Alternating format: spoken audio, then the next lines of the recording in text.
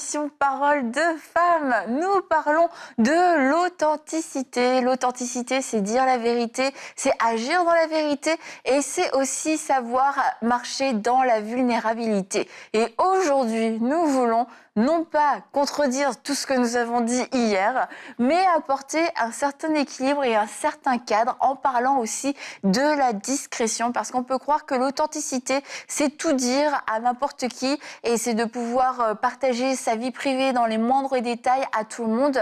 Or, ce n'est pas ça l'authenticité et on veut aujourd'hui pouvoir en parler, prendre le temps d'en parler afin de vous éviter de vous mettre dans des situations embarrassantes et comprendre aussi peut-être pourquoi quelquefois vous êtes dit mais je comprends pas, j'ai voulu juste être transparente, j'ai voulu être vulnérable et puis ça s'est complètement retourné contre moi.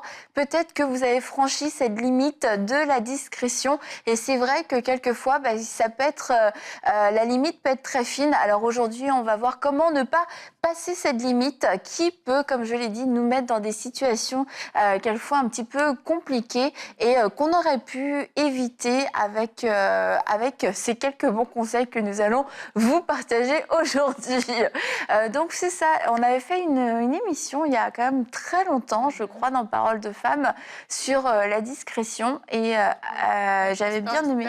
Oui, exactement, et j'avais bien aimé ce sujet. Et écoutez, à l'époque, les réseaux existaient déjà, les réseaux sociaux existaient déjà, mais sincèrement, ils n'avaient pas pris autant d'ampleur qu'aujourd'hui. Et je dirais que aujourd'hui, on peut vraiment tout montrer, en tout cas montrer beaucoup de choses. Et la discrétion a pris encore plus de valeur depuis les dernières années. Qu'est-ce que c'est que d'être discret? Comment est-ce qu'on peut être discret, discrète d'ailleurs, tout en étant authentique? Mais déjà, de savoir que valoriser la discrétion, c'est déjà un premier point. Aurélie a parlé lundi des jeunes qui sont plus concernés, entre guillemets, parce que vraiment, ils sont beaucoup plus actifs sur les réseaux. Et quand on est dans une génération où on valorise, entre guillemets, de tout exposer, de parler de tout, on a des vlogs pour tout, pour sa routine du coucher, pour comment on fait son déjeuner, pour comment on fait son lit, pour toutes sortes de choses, en fait.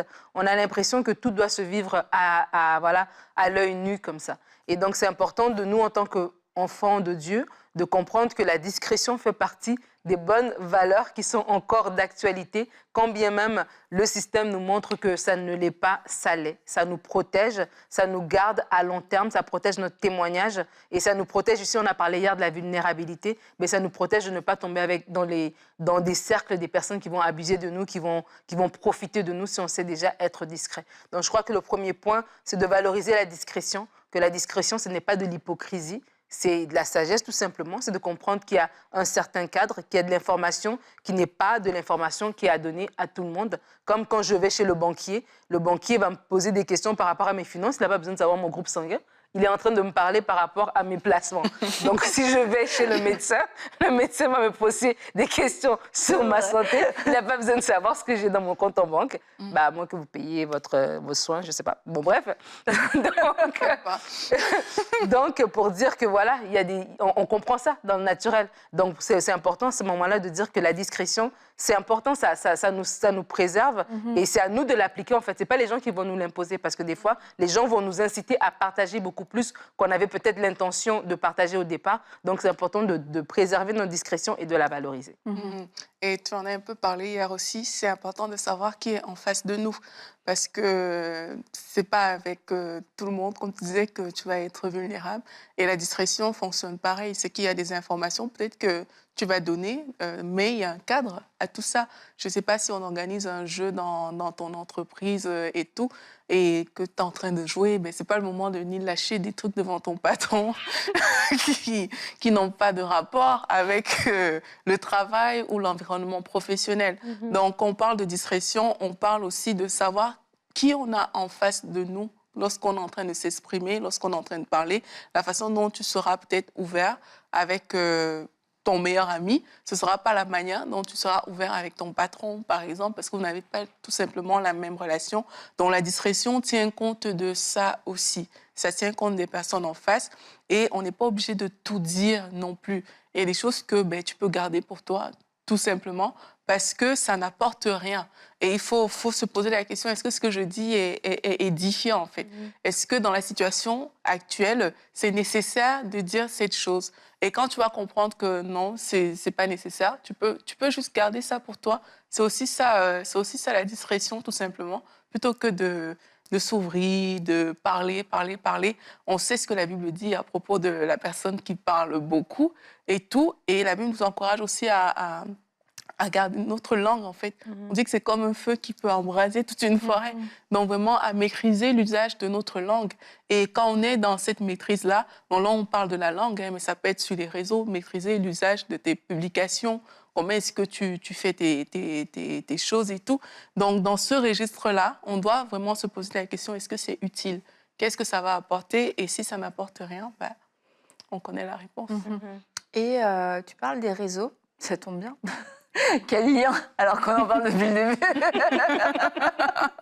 Mais on va répondre à une question dans Allô les filles. Cette question, comment puis-je savoir si j'en dis trop sur les réseaux sociaux? Et eh bien, je n'ai pas le nom. Mais on va quand même répondre à la question. Et exceptionnellement, je vais répondre à la question. Moi qui suis très présente sur les réseaux sociaux, comment savoir si on en dit trop? Et j'aimerais vous lire ce verset dans Matthieu 7,6. Ne donnez pas les choses saintes aux chiens et ne jetez pas vos perles devant les porcs, de peur qu'ils ne les piétinent et qu'ils ne se retournent pour vous déchirer. Et bien voilà, sur ce... C'est pas très compliqué de répondre. Non, on va développer. Ça peut sembler un petit peu cru comme verset, mais je pense que si vous êtes né de nouveau, vous êtes un enfant de Dieu, eh bien, vous pouvez comprendre qu'il y a des choses qui appartiennent au Seigneur, des choses qui sont saintes, des choses qui appartiennent à votre relation avec lui, qui ne sont pas faites pour être exposées. Et ça va être le premier aspect. Qu'est-ce qu'on va exposer au niveau de notre vie spirituelle? Et quelquefois, on voit, et je veux le dire parce que tout ce que je vais dire, c'est comme si j'étais contre les réseaux sociaux, contre YouTube, contre tout ce qui est médiatique et que je vivais dans un autre temps. Je veux juste mettre en garde contre les excès et la mauvaise utilisation, mais je ne suis pas contre les réseaux sociaux en soi. Mais pour en revenir à l'aspect spirituel, quelquefois, on peut voir certaines choses et les gens ont l'air de sortir d'un temps de prière, un temps d'intimité avec le Seigneur, où il leur a dit des choses, il leur a parlé sur leur propre vie, il leur a donné des paroles. Et puis la première chose, ça va être d'aller les communiquer sur tous les réseaux. Le Seigneur vient de me dire telle et telle chose. Quelquefois, même se filmer en train de prier et de pleurer. Le Seigneur est en train de me visiter. Et je comprends qu'on puisse se dire, ça va encourager les autres. Ça veut dire, regardez, le Seigneur parle. Mais après, à quel point est-ce qu'on peut dévoiler notre intimité avec Dieu, tout comme on ne dévoilerait pas notre intimité dans le couple, parce que ça devient du voyeurisme, ça devient quelque chose de bizarre. Eh bien, de se dire aussi dans cette relation avec le Seigneur, on est à deux, il est avec moi, et de lui demander, est-ce que ça, c'est quelque chose que tu aimerais que je partage parce que ça va servir aux autres, ou alors est-ce que c'est quelque chose qui appartient à notre intimité?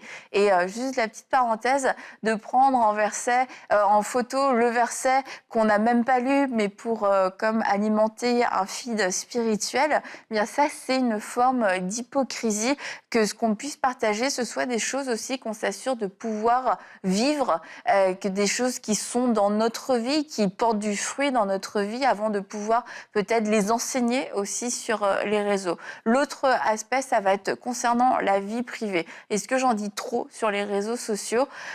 Eh bien, je pense que chacun a une limite, va avoir une limite différente. On est tous appelés à partager différemment. Il y a des familles, il y a des couples qui, je crois, ont un mandat pour partager certaines choses sur les réseaux sociaux parce qu'ils vont transporter les valeurs du royaume et tout va être question aussi de motivation. Quelle est la motivation de ton cœur? Est-ce que c'est pour montrer à quel point tu as réussi? Est-ce que c'est pour montrer aux autres que tu t'en es sorti, que tu as une belle famille, que tu as des beaux enfants? et que finalement c'est une façon de te montrer, quelquefois de racheter la réputation qu'on a pu te donner, racheter les manques du passé, prouver qu'on est arrivé, ou est-ce que la motivation c'est de pouvoir transmettre les valeurs du royaume de Dieu? Est-ce que, comme Aurélie l'a dit, est-ce que c'est utile? Est-ce que ça porte du fruit? Et peut-être, oui, on peut partager de façon plus ludique, et puis voilà, juste, je partage une petite photo, mais aussi de penser, parce qu'on est gardien de notre frère, qu'est-ce que ça provoque chez les autres? À force de poster toutes ces photos merveilleuses et idylliques et parfaites, est-ce que ça ne peut pas attiser une convoitise qui est finalement pas nécessaire dans le cœur des gens? Et la troisième chose, c'est au niveau général, mais de se demander, dans ce que je partage, est-ce que je suis en train non seulement de m'exposer, mais d'exposer les autres, d'exposer mes enfants, exposer mon mari d'une façon qui est convenable, d'une façon qui les respecte, d'une façon qui leur convient aussi, et qu'ils soient en accord avec ça, ou alors est-ce que je le fais un petit peu contre leur gré et j'essaye de les montrer, etc., mais qui ne me suivent pas. Et dans ces cas-là, si on expose quelqu'un sur les réseaux, eh bien, assurez-vous que cette personne puisse être d'accord avec, et que le message que vous voulez véhiculer dans ce que vous allez partager, ce soit un message avec la personne, soit avec lequel la personne soit aussi d'accord. Donc voilà, en quelques points, je pense qu'il y aurait d'autres choses à dire, mais bon, déjà quelques petits points qui peuvent nous aider et nous mettre un cadre. C'est important ce que tu as dit, Annabelle, et l'un des aspects que j'aime bien, c'est quand tu dis qu'on regarde par rapport à autrui, ce que ça peut créer chez autrui. Et parfois, il y a des sentiments, à force de trop s'exposer, il y a des sentiments que certaines personnes peuvent avoir. Et je pense à la jalousie de façon spécifique. C'est sûr que quelqu'un va me dire, oui, mais c'est pas moi qui suis derrière et tout. Mais il s'appelle comment? Joseph. Joseph, il a dit, il est venu innocemment, par exemple, il a parlé avec ses frères, il a dit, OK, j'ai fait un songe, ou voilà. Mais quand il raconte son songe, toi-même, tu vois qu'il est le plus grand et que vous allez vous prosterner et tout. Et ça a créé chez ses frères de la jalousie. Et ils l'ont vendu par rapport à ça. Et quelquefois, on va partager des choses, mais sans réaliser, dans le but de valoriser, de se montrer, de se mettre en valeur plus que ce qui est réellement en fait. On se vend un peu trop, et ça, tu es en train de créer quelque chose dans l'esprit des gens, que si tu t'étais montré authentique, si tu t'étais montré toi-même, si tu avais juste eu la bonne mesure même de ta propre personne par rapport à ce que tu publies et tout, mais ça n'aurait pas forcément créé ce sentiment. Comme je dis encore, oui, on n'est pas forcément responsable de ce que d'autres personnes peuvent penser, mais on doit tenir compte de tout, en fait. Être une occasion de chute. C'est ça, on ne doit pas être une occasion de chute pour eux, et on doit le réaliser que est-ce que ce que je suis en train de mettre là, comme tu as dit, c'est quoi le but derrière? Est-ce que c'est vraiment me surexposer parce que regardez la vie de rêve que je mène et tout, alors qu'au fond, c'est peut-être vide derrière tout ça? Ou alors, est-ce que c'est vraiment pour glorifier le Seigneur, par rapport à un mandat que le Seigneur a confié de façon spécifique? C'est des questions vraiment auxquelles il faut penser. Et quand on parle de l'authenticité et la discrétion, on parle évidemment sur les réseaux sociaux, mais aussi dans la vie de tous les jours, parce que les réseaux sociaux, c'est des plateformes qui sont tenues par des entreprises et dans lesquelles on choisit nous-mêmes volontairement de nous exposer, d'exposer nos photos, etc., de partager des choses. Mais ça reste, c'est le monde du virtuel. On a parlé lundi ou hier de la différence entre les deux, et vraiment de comprendre aussi que dans notre vie de tous les jours, que ce soit par rapport à des projets, des rêves, un peu comme dans le cas de Joseph qu'Aurélie vient de mentionner, l'importance de la discrétion dans l'authenticité, c'est l'importance aussi de bâtir et de laisser le Seigneur aussi affermir certaines choses, certaines révélations qu'il nous a données, certaines révélations soit par rapport à notre propre vie ou par rapport même à notre famille, en tout cas dans plein de domaines, de grandir un peu dans ça, de le laisser prendre maturité avant de l'exposer, de peur de l'exposer trop tôt et de tuer ou d'altérer, d'étouffer, voilà, cette chose. Mais de l'autre côté aussi, on parlait des relations et de notre famille, tu parlais de notre mari et tout ça par rapport aux réseaux sociaux, mais dans la vie de tous les jours, la discrétion aussi par rapport à notre vie, parce que des fois, on peut vouloir parler dans le but de bien faire. C'est peut-être pas dans le but et puis on ne sait pas ce qui est dans le cœur de l'autre. Donc on ne pensait vraiment pas voilà, faire quelque chose de mal. Mais des fois, dans notre excès de beaucoup parler, on expose des choses de notre couple qui ne sont pas pour le bien des gens autour, en fait. Et quelque part, on dénude notre mari, entre guillemets, parce qu'on expose ses fautes, ses traits de caractère, juste dans le but de partager avec une copine, ou encore peut-être notre intimité, carrément. Voilà, des choses que nous vivons qui sont intimes à nous. On les expose et puis comme ça, on se met, entre guillemets, en danger. Et c'est vraiment important de rester sage aussi dans ces choses-là, que ce soit par rapport aux défis que nous vivons avec nos enfants et tout. Il y a des personnes clés à qui on peut parler, mais protégeons aussi ces gens-là. Protégeons aussi ces gens-là qui sont peut-être dans une mauvaise passe aujourd'hui, mais ce n'est pas une mauvaise passe pour toute la vie et on les expose inutilement. Moi, il y a un passage dans les Écritures que je trouve vraiment beau, c'est lorsque Jésus va prendre les 3 disciples qu'il est tout le temps avec, là, Pierre, Jacques, Jean, et va les amener voilà, pour prier. Et il va dire, veillez avec moi, priez avec moi. Et puis il va aller un peu plus loin et il va prier. Il va revenir, il va les trouver qu'ils étaient endormis. Et il va les réveiller, il va encore aller prier. Et quand je pense à la discrétion, je me dis, il y a des choses aussi, des fois des combats qu'on peut vivre, mais c'est des combats qu'on doit porter nous-mêmes. Et on doit aller prier, on doit aller se fortifier nous-mêmes. Et des fois, on va en parler à tout le monde. Et là, quand tu as fini, quand ça s'est rétabli chez toi, ben, tout le monde sait que ton mari, il fait ceci. Tout le monde sait que tes enfants sont comme ça. Tu as gâché, entre guillemets, leur image auprès des gens pour un problème, une situation que tu aurais pu résoudre toi-même en t'asseyant avec le Seigneur, en te laissant fortifier, en le laissant te remplir, en le laissant te donner la bonne direction. Donc, on n'est pas en train de défaire ce qu'on a dit, mais on est en train de dire aussi la discrétion, c'est aussi de la maturité, c'est aussi de dire, ben voilà, c'est de la sagesse par rapport à notre vie, en fait. Et c'est vraiment 2 choses différentes de ne pas parler parce qu'on ne veut pas donner une mauvaise image de soi. On veut que les gens gardent cette image parfaite, qui gardent un peu leurs illusions sur nous, notre famille, la relation qu'on peut avoir avec notre mari, avec nos enfants, etc. Ça, ce sont des mauvais motifs qui peuvent nous faire basculer dans l'hypocrisie. On choisit de ne pas partager, de ne pas montrer certaines choses. Et je ne parle pas juste des réseaux sociaux. Hein. Mais par contre, la discrétion, c'est pas ce motif-là. C'est le motif de la sagesse, le motif aussi de l'amour, de ne pas s'exposer soi-même, mais de ne pas exposer les autres de façon inutile. Et c'est pas parce que on veut cacher, c'est pas parce qu'on veut pas que les gens sachent à cause de leur regard, on ne veut pas le partager parce que pour les personnes concernées ou pour moi-même, bah, c'est pas utile en fait. Et c'est qu'une fois qu'on comprend que ce sont 2 motifs différents, on peut comprendre ah bah là peut-être que je suis en train de basculer dans l'hypocrisie parce que je veux donner une certaine image de moi, mais là, je me préserve. Tout ce que je dis, tout ce que je fais est vrai, c'est sincère, mais maintenant, je me mets des limites. Comme quand tu dis, tu vas avoir ton banquier, bah, ton banquier, c'est des choses extrêmement personnelles sur toi que plein de gens ne savent pas. Mais il y a plein d'autres choses qui ne sont pas dans son périmètre, qu'il ne sait pas. Et tu te dis, ah oui, bah, par souci d'authenticité, faut que je lui explique pourquoi mon salaire est de temps et pourquoi ceci et pourquoi cela, parce qu'il a accès à toutes ces informations, mais il n'a pas besoin du surplus d'informations. Et quelquefois, on peut, surtout quand on a marché beaucoup dans l'hypocrisie ou un peu en cheval entre deux, on se dit il faut que je sois authentique et puis se dire bon bah du coup maintenant puisque je suis authentique, il faut que je montre tout, il faut que je dise tout et puis on n'a plus de frein, on n'a plus de filtre et on dit tout et on balance tout. Ça fait juste peur à tout le monde et à nous-mêmes. Mais je pense que souvent ça peut nous arriver parce que on essaye de devenir plus authentique et puis en faisant cet effort-là, on risque quelquefois d'aller un petit peu trop loin. Ouais. Il y a un pasteur que j'aime beaucoup écouter, c'est Dr Mensa Otabil. Et il avait dit une phrase que j'ai retenue, que j'essaie d'appliquer de temps en temps quand je peux. Il a dit parle de ce que tu as fait, ne parle pas de ce que tu vas faire. Et moi, j'ajoute parle de ce que tu as fait si c'est édifiant. Oui.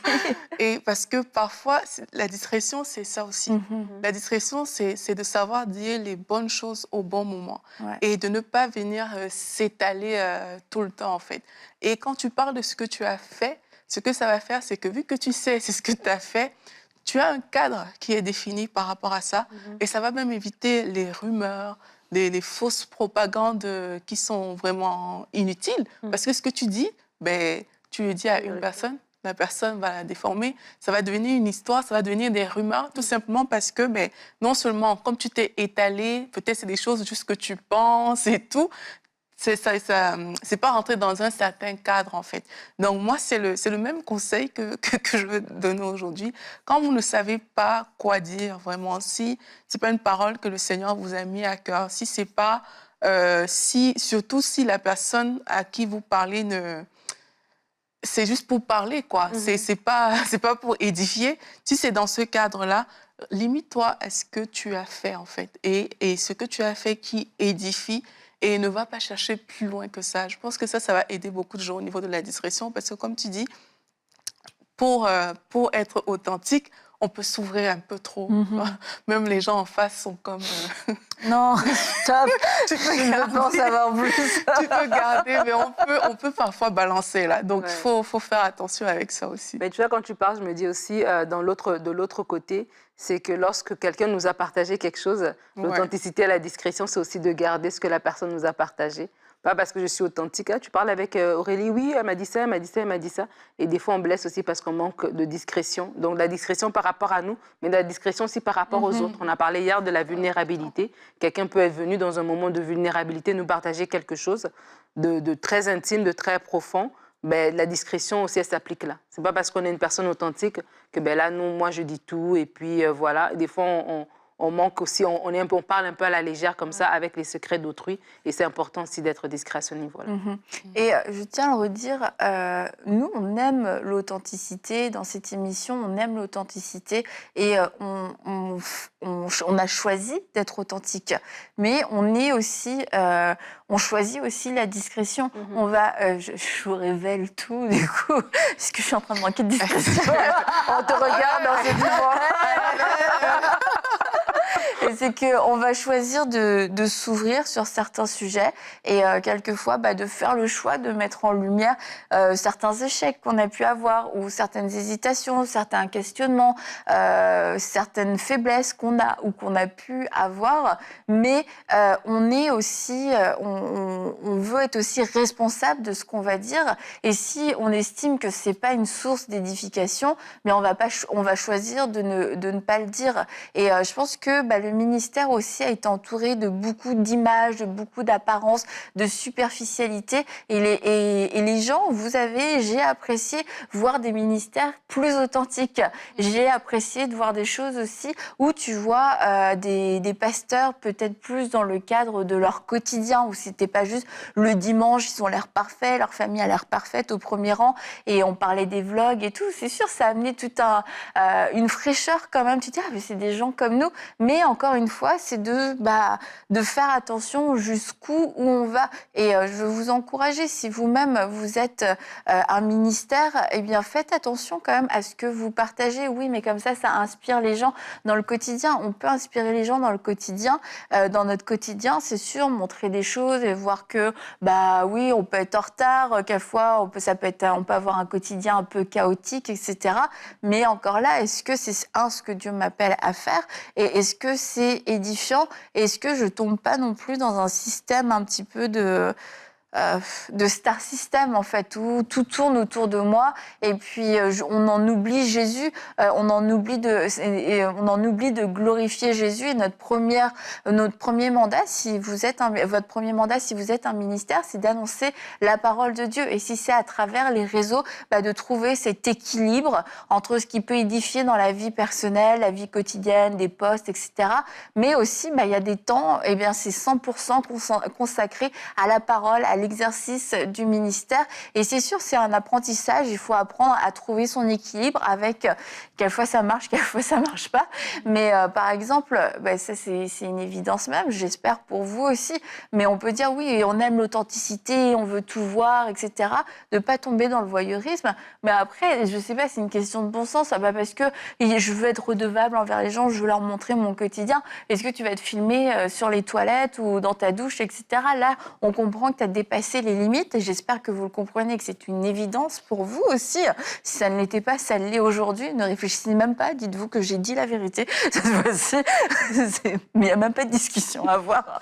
Et c'est de tout le temps revenir à ça. Est-ce que je suis toujours en train de faire la bonne chose? Et ça peut être quelquefois un poste de trop. Ça peut être une parole de trop dans une conversation. Oui, je veux être authentique, mais je veux être aussi discret, comme on l'a dit, ne pas jeter mes perles au pourceau. Et en plus de peur qu'après, ça se retourne contre moi et qui me déchire. Et c'est là aussi où on va faire l'équilibre avec la vulnérabilité. C'est que oui, je peux m'ouvrir, mais pas à un point où je vais donner mes perles au pourceau et que finalement, ces mêmes pourceaux vont venir après me dévorer et que ça va se retourner contre moi. C'est pour ça qu'il faut aussi avoir le courage et la sincérité, hein, même lorsque certaines questions sont posées, de dire je suis désolée, mais je ne souhaite pas parler de ça, tout simplement. Ça aussi, c'est faire preuve de discrétion tout en étant authentique, parce que oui, il y a des questions qui peuvent être soulevées comme ça par certaines personnes que vous ne voulez pas parler et elles vont utiliser ce motif-là d'ouverture, de vulnérabilité aussi,